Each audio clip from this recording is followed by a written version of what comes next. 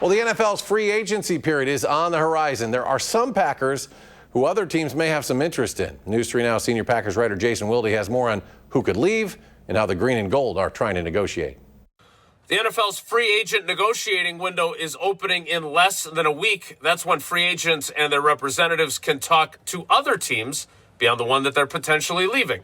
For now, though, the Packers can talk to their free agents without outside interference. Whether or not the Packers retain any of those free agents remains to be seen. They're not expected to keep backup quarterback Malik Willis, who is expected to get a very large deal from some quarterback-needy team. But the Packers have other members of their 2022 draft class that they would love to keep if they can.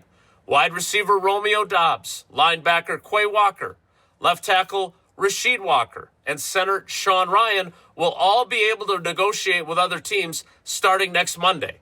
Brian Gutekunst, the Packers GM, knows that it's not the same as it used to be when it comes to retaining your own free agents, and many of them walk out the door.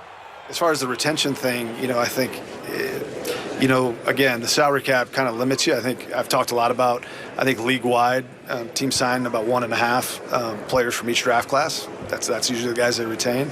And I think the numbers just bear that out. But at the same time, your team's constantly evolving.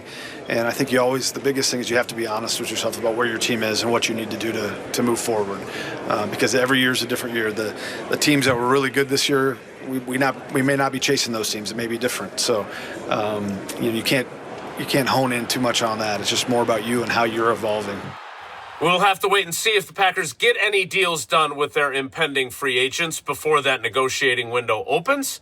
We'll have full coverage of free agency and everything else Packers on our website, channel3000.com. And while you're there, make sure you sign up for our Packers newsletter, which delivers our coverage directly to your inbox. In Green Bay, Jason Wilde, channel3000.com.